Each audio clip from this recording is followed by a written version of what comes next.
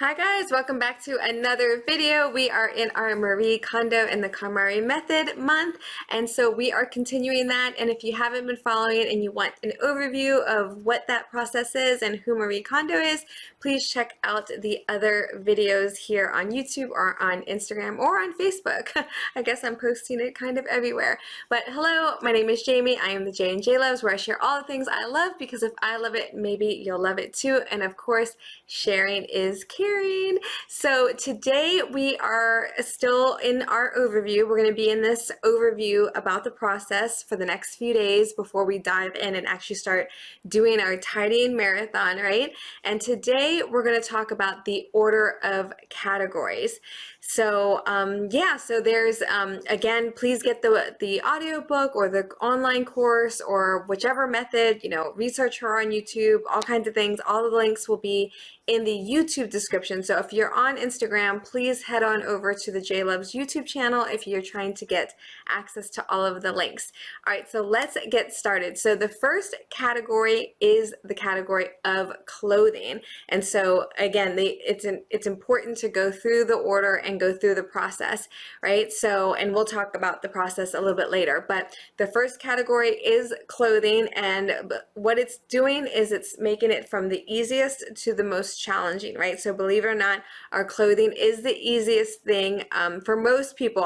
I do know some people who are really into fashion, and so they're like, clothing, that can't be the easiest, not for me. And so I'm sure it varies, but the first category is clothing. And I will say, for me, who only owns like 5 shirts, it was definitely pretty easy. But if you think about it, you're talking about all clothing, all coats, all shoes, all accessories, and even jewelry is part of that category. All right, so number 2 are books. And this is really relatively easy for people who have a narrowed down number of books. But again, we all have so many things that we've collected over the years. And I remember the first time I went through this process, the first quick time, I'm having to kind of revisit it now because I mentioned this in other videos, but the first time I had to do it super fast. So this time I really feel like I'll really be able to actually get through all of the things. But yeah, you might have a ton of books, but this one I feel like is pretty easy because it's just an easy category because you know what books are, and even though manuals and things like that you've collected over the years will be in that category, it's fairly easy. All right, number 3 is paper. So this is a thing, okay, because a lot of us have a lot of paper. We have our tax documents and receipts and old mail and who knows what.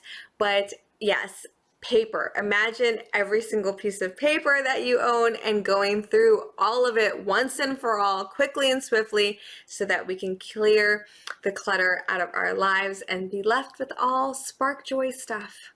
Okay, number 4 is it's called kimono, which is basically everything else. It's miscellaneous items, but kimono is going to be the biggest group because it's basically a bunch of other categories. So kitchen items, bathroom, crafts if you have those, electronics, electronic files, like basically if it's not clothes, books, paper, or the last one, which is sentimentals, then it's going to fall into kimono. So that one is your biggest one because we're all going to have different kinds of categories. So if you're someone who's really big into fitness, you might have an entire fitness category that you'll need to go through.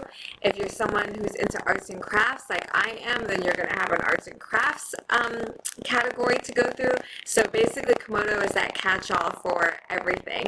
And then last but not least are the sentimental items. So these are, of course, what you would imagine are anything sentimental. So cards that you've received, pictures, photographs usually go in here, t-shirts that you have a sentimental value to. In fact, anytime you're going through any of the categories and you feel a sentimental pull in why you're keeping it, even if it fits into clothing, like it's a t-shirt, but it has a sentimental value, and that's why you're not sure about holding on and you have like, well, oh, my mom gave this to me or something like that, then it saves until the end and you deal with all sentimental items at the end of all the other categories because of a couple of reasons. One, you've really harnessed in your spark joy muscle, so you're kind of familiar with it.